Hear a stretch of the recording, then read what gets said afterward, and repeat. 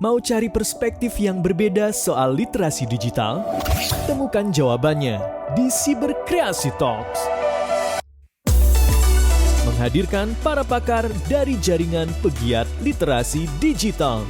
Siberkreasi Talks. Hanya di kanal Spotify Siberkreasi dan YouTube Siberkreasi.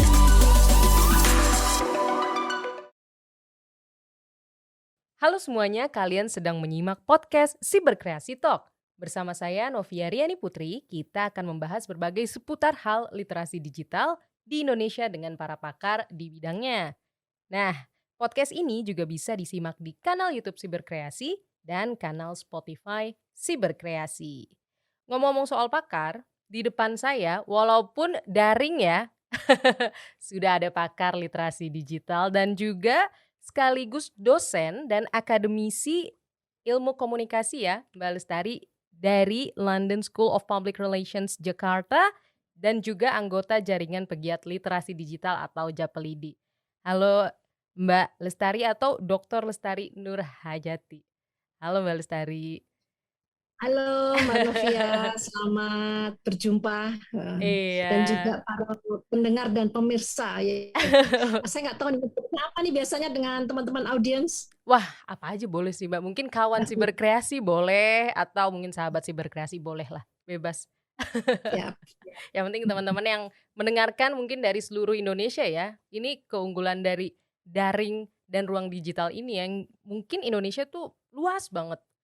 Pulaunya ada banyak, terus budayanya juga beragam banget. Tapi karena ada ruang digital ini bisa saling berkumpul jadi melting pot. Jadi lebih enak lah ya untuk saling merayakan keberagaman. Tapi ngomongin soal keberagaman Indonesia nih Mbak Lestari.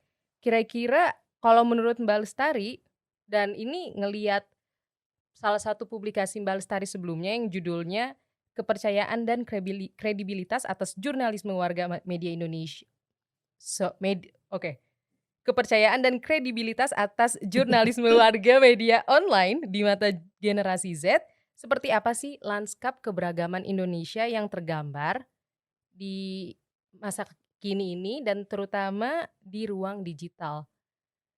Apakah memang sangat beragam, jadi banyak tantangannya? Apakah ini merupakan sebuah keunggulan ya Mbak sebenarnya?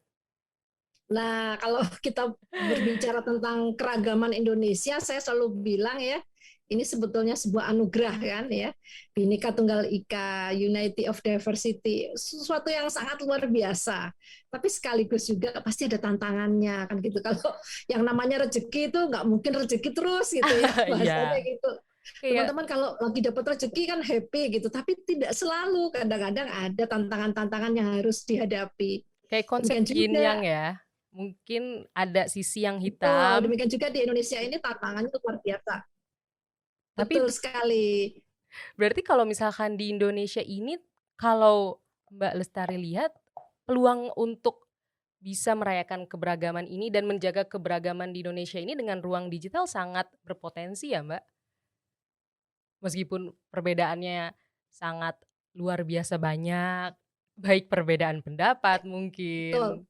Atau perbedaan kultural. Ini yang saya amati ketika melakukan berbagai kajian tentang keberagaman budaya dalam ruang digital ya. Yang pertama kita harus pahami dulu nih konteks Indonesia yang tadi ya punya 17.504 pulau yang tersebar. Bayangin ribuan pulau kita. Lalu belum lagi suku etnis ya, suku bangsanya itu sampai 1.331. Ini saya berusaha hafal di luar kepala, meskipun kadang-kadang harus ngerpek dulu ya, buka contekan. Nah, bahasa daerah kita punya 741 bahasa daerah. Belum lagi aliran kepercayaannya, meskipun ada 6 agama yang secara resmi formal diakui oleh pemerintah, oleh negara, tapi ada 245 aliran kepercayaan lainnya yang ada. Nah, demikian beragamnya, demikian luasnya jangkauan Indonesia, sehingga mau tidak mau ketika kita menggunakan media digital, kita harus mampu melihat keberagaman itu sebagai konteks utama. Bahwa ada yang berbeda-beda di luar kita, ya, di sekeliling kita. Di Indonesia sendiri aja sudah beragam.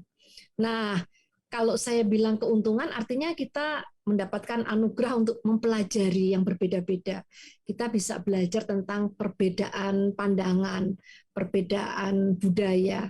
Tapi di sisi lain juga seringkali perbedaan-perbedaan ini harus disikapi dengan tadi ya cara yang tepat supaya tidak terjadi perpecahan. Nah, ini tadi tantangannya itu sangat mungkin terjadi perpecahan ketika sangat beragam tadi. Itu bayangan awal ketika saya mau meneliti sebuah kondisi konteks lanskap media digital dan keberagaman. Nah, ketika sudah masuk, maka saya makin paham bahwa Indonesia ini masyarakatnya, generasi mudanya itu sebetulnya sudah sangat memahami konteks yang perbedaan tadi.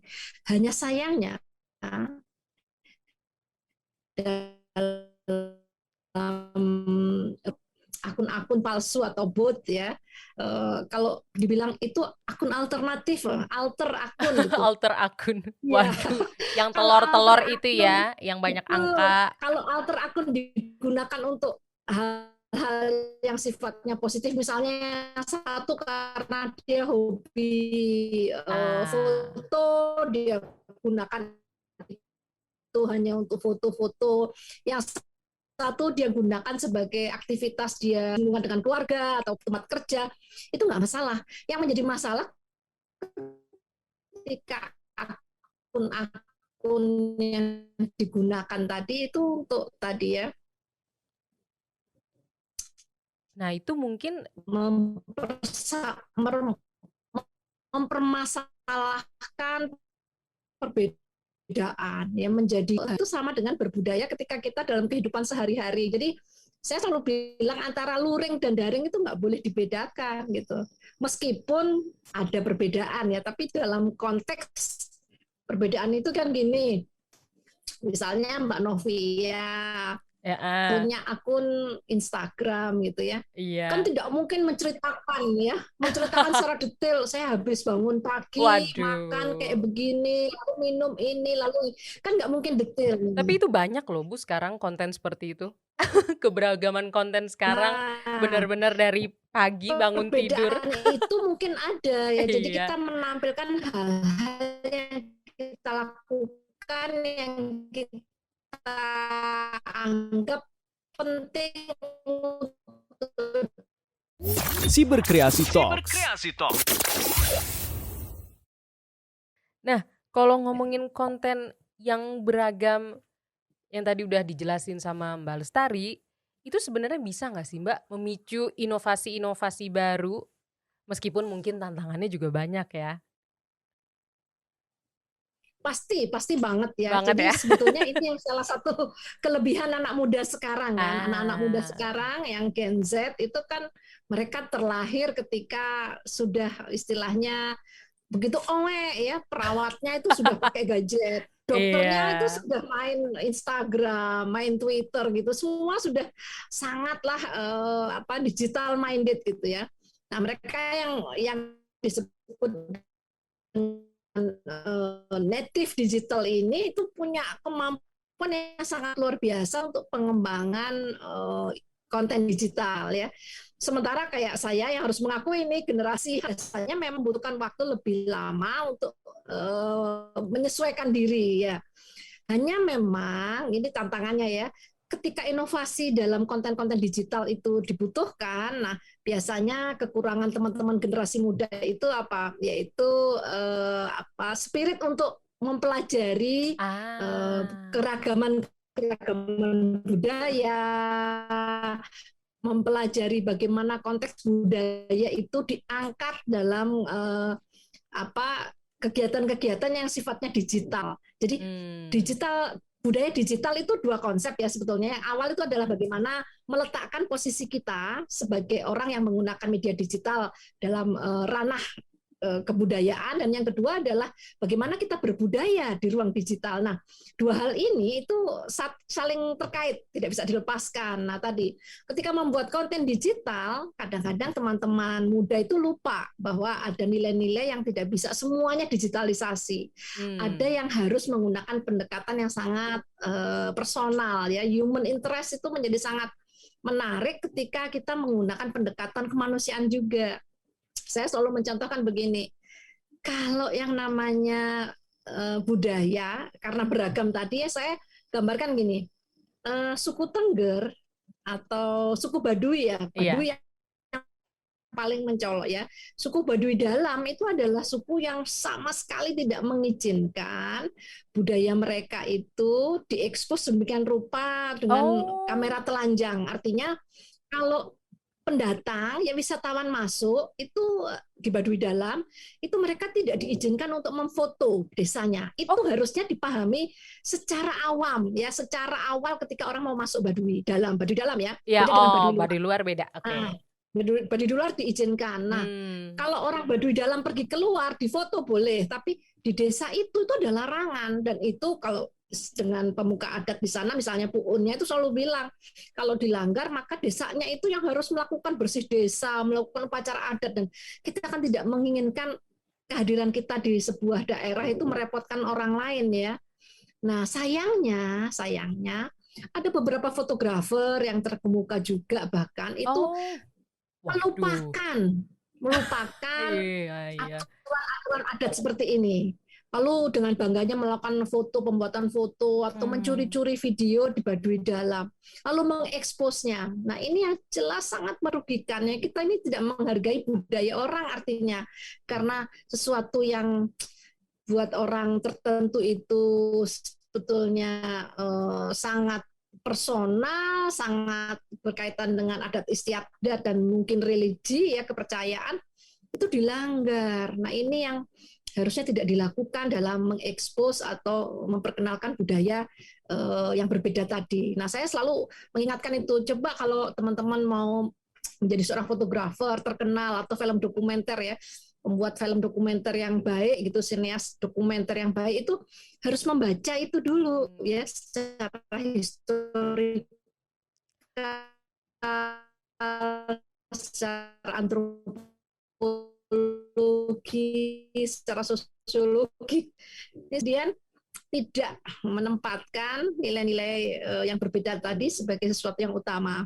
Wah, itu menarik banget ya, Bu, antara perkawinan ilmu dari literasi digital dan ilmu sosiologi, antropologi, humaniora yang memang fokus pada human interest dan itu sering banget dilupakan Betul, ya. betul sekali. Justru di daring Iya, ya. Mungkin orang mikirnya secara umum sama aja lah. Kita udah di zaman modern, sedangkan iya, kayak yang tadi Ibu bilang di Baduy Dalam, mereka punya tradisi tersendiri yang memang harus dipertahankan oleh mereka. Terus betul. walaupun orang luar tidak bisa masuk ya, kita harus Orang menghargai itu. luar boleh masuk ya, tapi yang mereka tidak izinkan biasanya orang asing dalam tanda petik ya. Orang asing itu Oh, wisatawan-wisatawan dari luar itu mereka biasanya keberatan oke. karena memang itu bagian dari kepercayaan mereka ya.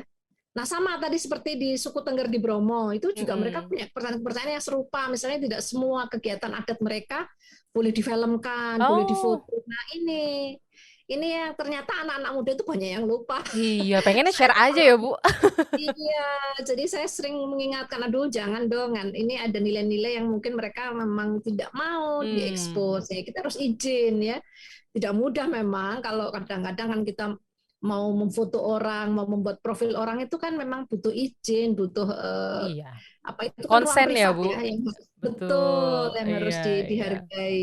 Itu yang sering kali terjadi. Contoh yang sederhana juga biasanya gini Mbak Novia, saya ini termasuk dulu awal-awal ketika tidak belajar tentang digital literasi juga melakukan yang mirip ya. Misalnya Hmm. kita pergi ke Kelenteng tempat beribadahnya teman-teman Konghucu. Kan secara artistik itu bangunannya itu ya, bangunannya tuh tampak artistik ya, Iya, sangat menarik, warnanya merah, terus setuju. lilin-lilinnya besar gitu ya. Saya suka foto-foto. Nah, kalau ada yang lagi beribadah, kita emang harus tanya lagi, boleh nggak difoto dari sisi belakang, dari sisi samping, atau dari depan? Karena kalau orang beribadah tidak semuanya mau difoto, ya. Iya. Itu kan personal ya, personal. Nah, ini hal seperti ini harus dipahami dan kita harus saling menghargai. Itu hebatnya Indonesia yang penuh keragaman. Ketika kita sudah tahu bahwa di ruang digital pun harus ada penghargaan. Nah, penghargaan ini yang harus kita munculkan, kita tumbuhkan. Wah, Itu menarik yang banget, Bu. mungkin Iya. iya, Karena memang awalnya ngobrolin keberagaman rakyat Indonesia tuh mau nggak mau emang harus kembali ke ilmu manusianya kembali ya. Karena Betul sekali. kalau cuma digital tanpa diiringi oleh hal mungkin kelihatannya sederhana ya kayak konsen, kayak izin untuk berfoto, Eh, apakah budaya ini sebenarnya mau dipublikasi secara luas, itu harus dipelajari terlebih dahulu agar Nah, itu dia. dua-duanya bisa berjalan beriringan dengan baik ya Bu, antara perkembangan Nah, literasi digital dan juga pelestarian budaya dan tentunya budaya itu keberagaman sendiri. di Indonesia. Betul, Setuju. betul. Oke Bu, pengen banget ngobrolin lebih lanjut mengenai topik keberagaman ini dan sampai kepada literasi digital, terus pada ilmu antropologi juga. Bahkan seneng banget. Terima kasih Mbak Lestari atas waktunya hari ini. Semoga Oke. semoga kita bisa ngobrol-ngobrol lagi di lain kesempatan. Dan tentunya terima kasih juga kepada para penonton dan tentunya para pendengar dari podcast Siberkreasi Talk ini. Dan sampai jumpa di episode selanjutnya. Mau cari perspektif yang berbeda soal literasi digital? Temukan jawabannya di Siberkreasi Talks. Menghadirkan para pakar dari jaringan pegiat literasi digital. Siberkreasi Talks. Hanya di kanal Spotify Siberkreasi dan YouTube Siberkreasi.